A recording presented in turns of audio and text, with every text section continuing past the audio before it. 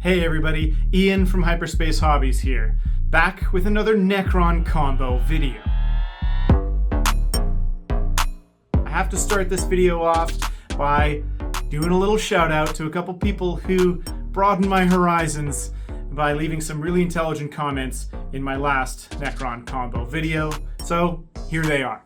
Special shout out to Kyle McGilvery, 5577, Hot Wheels Dad Diecast, and David Arbor 2683. They added a couple little tips onto my combos, and we're going to talk about a few of them today. To start this off, let's hit it up with another Necron Warrior combo. This one involves a special character named Orican the Diviner.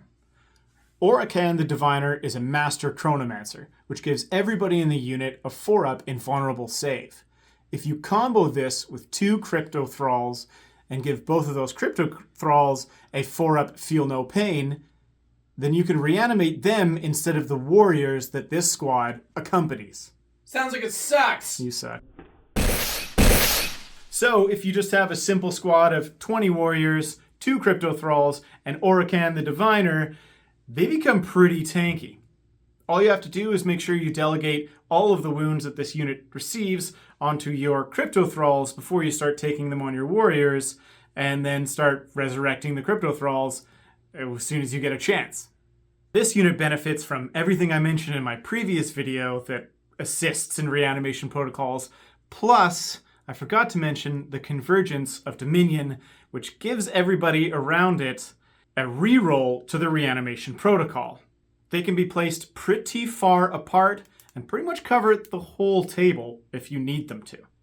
This unit would be Orican the Diviner, 20 warriors, 2 Crypto Thralls, a Canoptek Reanimator, a Ghost Arc, a Convergence of Dominion, and a Lord with a Res Orb.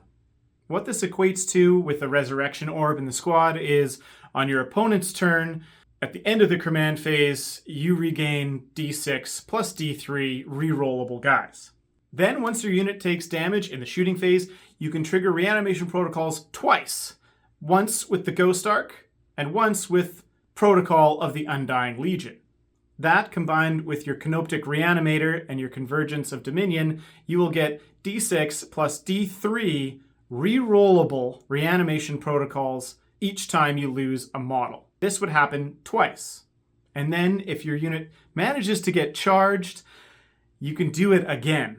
That means from the start of your opponent's phase till the end of your command phase, you would be getting 6d6, 6d3, plus 2 rerollable reanimation protocols. That is a colossal amount of wounds, and the potential wound gain maxes out at 56. If you're having trouble with characters, you're going to want to pay attention to this next combo.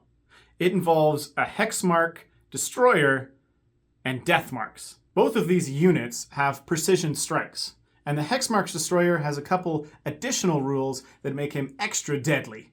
The first one is that he can fire Overwatch for 0 command points and still use it if you've already Overwatched previously in the turn. And as an added bonus, he hits on 2s. This means that people will be less enthusiastic about deep striking a character in a squad of guys. His other ability is, if you shoot a unit that is within 3 inches of this model, he gets to shoot you out of phase. He's also a lone operative, so be careful about his placement, as his range is limited at 18 inches.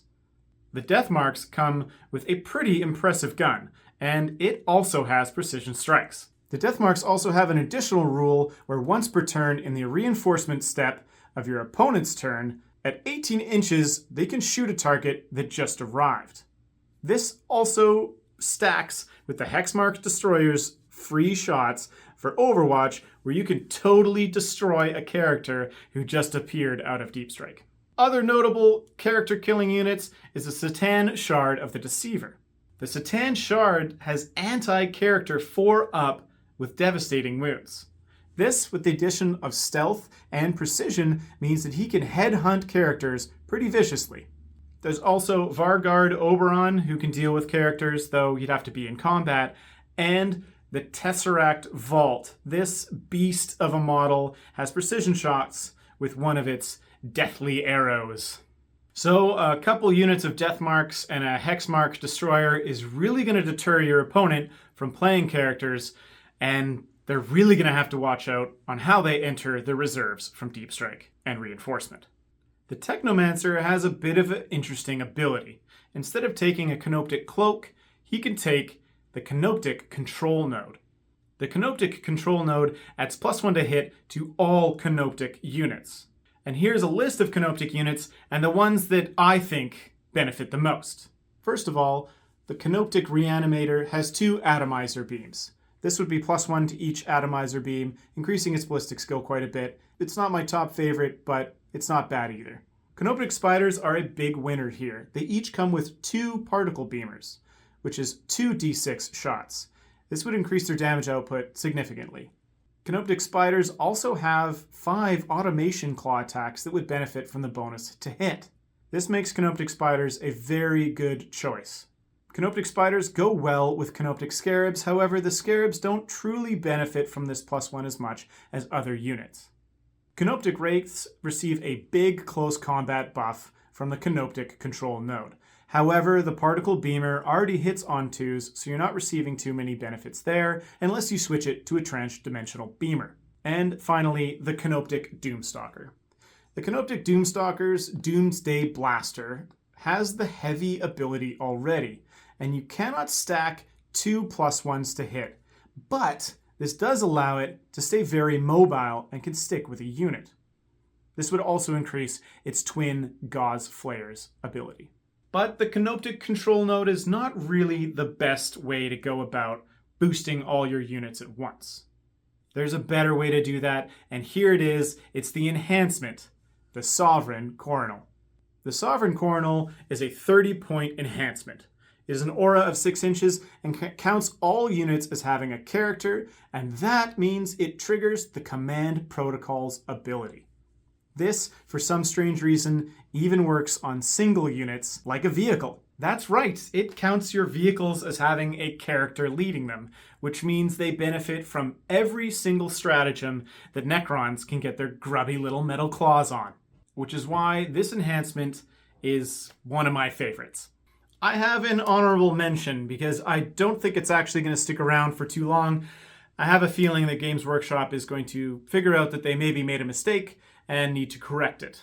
But I have to give a shout out to the Transcendent C'tan. The C'tan Shard cannot be your warlord, but he can receive enhancements, and I think the best one he can have is the Sempiternal Weave. The Sempiternal Weave gives the Transcendent C'tan a 4-up Feel No Pain. This, with his 4-up Invulnerable save and halving all incoming damage, it's going to really increase the time he spends on the battlefield. He also has some other really impressive, tricky moves. Every time he advances, he can instead just be picked up and deep struck.